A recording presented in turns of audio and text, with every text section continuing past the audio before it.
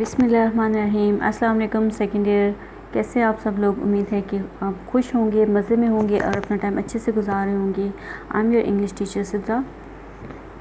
Video को आपने and तक देखना है क्योंकि आज के लेक्चर में मैंने आपसे कुछ क्वेश्चंस करने हैं जिनका आंसर आपने फिर मुझे कमेंट सेक्शन में करना है।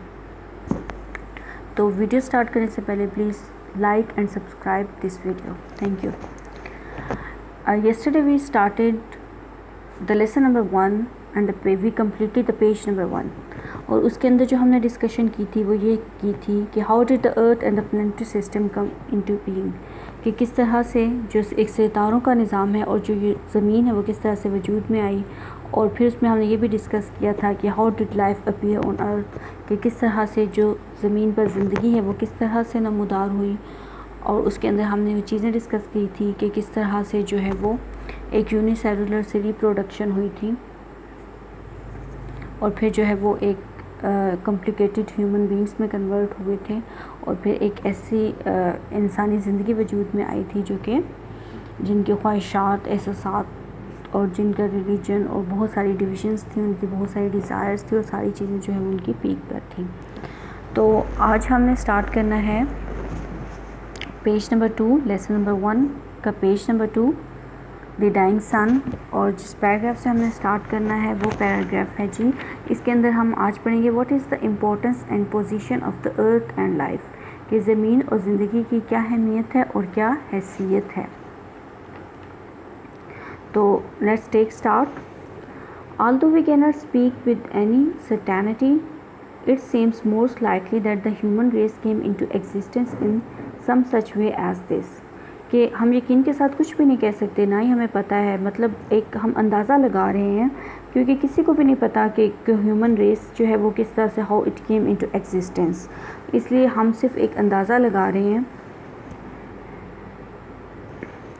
Standing on our little grain of sand, we try to discover the nature and purpose of the universe which surrounds our home in space and time, कि जब हम कायनात में इस कायनात के अंदर खड़े होते हैं, अपने रेत के एक छोटे से ज़रे पे, अपनी ज़मीन पे खड़े होते हैं, तो हम जब देखते हैं तो हम डिस्कवर करते हैं कि what is the purpose and what is the nature of this universe, कि जिसने हमारी ज़मीन को घेरा हुआ है, क्या मकसद है इसका मकसद क्या है और इसकी नेचर क्या है।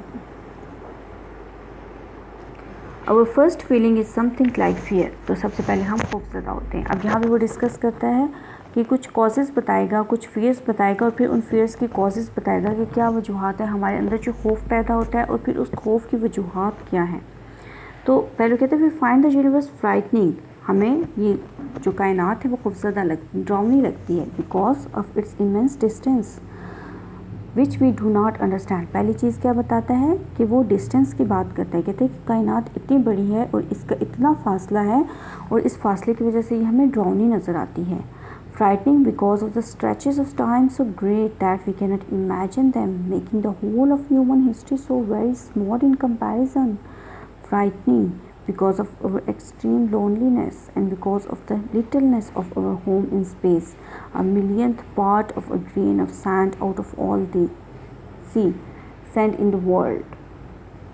अब यहाँ पे क्या कॉजेज़ बताता है। पहली कॉज ये बताता है कि ये यूनिवर्स इतनी वास्ट है कि इसमें इतना ज़्यादा डिस्टेंस है कि जिसकी वजह से हमें डरावनी नज़र आती है और ये इतनी खौफनाक है क्योंकि ये स्ट्रेचेस ऑफ टाइम हैं जिनको हम इमेजिन भी नहीं कर सकते। और जब इसको हम कंपेयर करते हैं ह्यूमन हिस्ट्री के साथ तो बहुत ही कम रह जाती है। और इसके अलावा एक और कॉज ये बताता है कि अकेलेपन की वजह, एक वजह ये बताता है कि लोनलीनेस की वजह से ऐसा होता है कि हमारी जो स्पेस है ये एक, इसकी वजह ये भी है कि इसकी लिटलनेस है, जो हमारी अर्थ है वो बहुत छोटा है जब हम इसको कंपेयर करते हैं पूरी यूनिवर्स के साथ। तो राइटर कहता है कि जो तमाम समुद्रों की रेत के मुकाबले में ज़रे के 10 लाखवें हिस्से जितना है।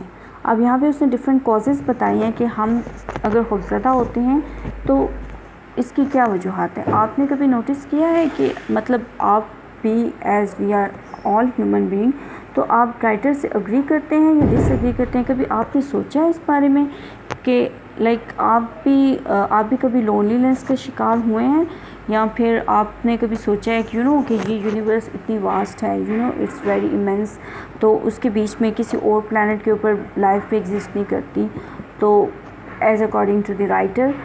تو آپ نے کبھی یہ سوچا، آپ کے ذہن میں کبھی یہ بات آئی ہے کہ یونیورس اتنی واسٹ ہے اور اس کے اندر جو آپ کا پلانٹ ہے، جو ارتھ ہے، وہ بہت چھوٹا ہے، تو کیا ان چیزوں نے کبھی آپ کو بھی فرائٹن کیا ہے؟ آپ کبھی خوفزدہ ہوئے ہیں ان چیزوں کے بارے میں سوچ کے؟ But above all these, we find the universe frightening because we cannot find any sign that life like our own exists anywhere in it except on the earth. اب یہاں پہ رائٹر کہتا ہے کہ ہمارا جو پلانٹ ہے زمین، اس کے علاوہ زندگی کے آثار کہیں پر بھی موجود نہیں ہیں. Indeed, for the most part, empty space is so cold that all life in it would be frozen. کہتا ہے کیونکہ جتنی بھی خالی جگہ ہیں وہاں پر اتنی زیادہ سردی ہے، اتنی زیادہ ٹھنڈ ہے کہ زندگی وہاں پہ جم جائے. Most of the matter in space is so hot as to make life on it impossible. اور کچھ جگہ ایسی ہیں جہاں پر اتنی زیادہ گرمی ہے کہ زندگی کا وجود بھی ممکن نہیں ہے. ہم نے بات کی تھی فرسٹ پیج کے اوپر کہ ہمیں ایک ماڈریٹ انوائرمنٹ چاہیے ہوتا ہے، ایک ماڈریٹ ٹمپریچر چاہیے ہوتا ہے for the survival of life. اب یہاں پہ بھی تو آپ دیکھیں نا، وہی بات کہہ رہے ہیں کہ لائف جو ہے وہ صرف کہتا ہے پلانٹ کے اوپر، زمین کے اوپر جو ہے وہ ایگزسٹ کرتی ہے، کیونکہ یہاں پہ ہمارے پاس سوٹیبل انوائرمنٹ ہے، نہ بہت گرمی ہے نہ بہت زیادہ سردی ہے. Life does not seem to have any part in the plan of the universe which produced on planetary system. کہتا ہے کہ کسی اور سیارے کے علاوہ جو ہے وہ زندگی کہیں پہ ایگزسٹ نہیں کرتی، اور کائنات کے جو منصوبے میں جس نے کہ ہمارا جو ایک سیاروں کا نظام ہے پیدا کیا ہے، زندگی کا کوئی کردار نظر نہیں آتا. Calculation shows that there can be only very few systems in space. اور کہتے ہیں کہ اسپیس میں کچھ صرف چند ایک نظام ایسے ہو سکتے ہیں جو ایک اعداد و شمار ہیں وہ ہمیں یہ بتاتے ہیں. Yet so far as we can see, life of the kind we know on earth can exist only on planets like the earth. اب یہاں پہ رائٹر کہتا ہے کہ جیسی زندگی زمین پر ہے ایسی زندگی صرف انہی سیاروں پر ممکن ہے جو کہ زمین کے جیسے ہیں. It needs suitable physical condition for its appearance. تو پھر یہاں پہ انسانوں کو پراپر انوائرمنٹ چاہیے، ان کو فزیکل مطلب اپنی زندگی کے سروائیول کے لیے وہاں پہ ان کو پراپر کنڈیشنز چاہیے، فزیکل کنڈیشنز چاہیے جہاں پہ وہ سروائیو کر سکیں. The most important of which is a temperature at which substance can exist in a liquid state. اور کہتے ہیں اس میں سب سے زیادہ جو اہم چیز ہے وہ درجہ حرارت ہے، جہاں پہ جو لیکوڈ اسٹیٹ ہے کہ مادی اشیاء ہیں مائع حالت میں قائم رہ سکتی ہے. اب یہاں پہ ایک کوشچن جو میرے مائنڈ میں آتا ہے کہ اگر رائٹر کہتا ہے کہ صرف زمین کے اوپر زندگی جو ہے وہ ایگزسٹ کرتی ہے، کسی اور پلانٹ پہ نہیں ہے، لیکن اگر ایسا ہے تو پھر آپ یہ سوچیں کہ آپ نے کبھی ایسا سوچا یا آپ کے ذہن میں کبھی یہ کوشچن آیا کہ پھر جب ہم سنتے ہیں کہ انسان نے چاند پہ قدم رکھ لیا ہے تو پھر وہ وہاں پہ کیسے سروائیو کرتے ہیں، وہ وہاں تک کیسے جاتے ہیں؟ جب رائٹر بار بار اس بات کو کہہ رہا ہے کہ انسانی زندگی جو ہے وہ ارتھ پہ ہی ایگزسٹ کرتی ہے اور کہیں اور نہیں کرتی، تو کبھی آپ نے سوچا اس بارے میں؟ اگر آپ نے کبھی ایسا سوچا ہے تو میرے ساتھ شیئر کریں. The stars themselves are far too hot for this. کہتے ہیں کہ اس کے لیے ستارے خود بہت زیادہ گرم ہیں. We may think of them as a collection of fires scattered through space, providing warmth in surroundings where the temperature is at most some 4 degrees above absolute zero, that is about 44 degrees of frost on the Fahrenheit scale. کہتے ہیں کہ اگر ہم ان خلا میں یہ جو بکھرے ہوئے اسکیٹرڈ فائرز ہیں، اگر ہم ان کو کہیں کہ یہ اسکیٹرڈ فائرز ہیں جو کہ اپنے ارد گرد کے ماحول میں ہیٹ پرووائڈ کرتے ہیں، جہاں درجہ حرارت زیادہ سے زیادہ جو ہے وہ ایبسولوٹ زیرو سے کوئی 4 ڈگریز ابو ہے، یعنی کہ 4 درجے اوپر ہے. اگر ہم اس کو فارنہائٹ اسکیل پہ دیکھیں تو یہ تقریباً 484 ڈگریز جو ہے وہ نقطہ انجماد کے قریب بنتا ہے. In the immense stretches of space beyond the Milky Way, it is colder still. کہتے ہیں جب آگے پیچھے اب گلیکسیز کی بات کرتے ہیں تو گلیکسیز سے دور جو اسپیس ہے وہاں پہ ایمپٹی اسپیسیز ہیں، immense stretches ہیں، وہاں پر تو پھر اور زیادہ ٹھنڈ ہوگی. اٹ مائٹ بھی ہو سکتا ہے. Away from the fires, there is this unimaginable cold of hundreds of degrees of frost. Close up to them, there is a temperature of thousands of degrees at which all solids melt, all liquids boil.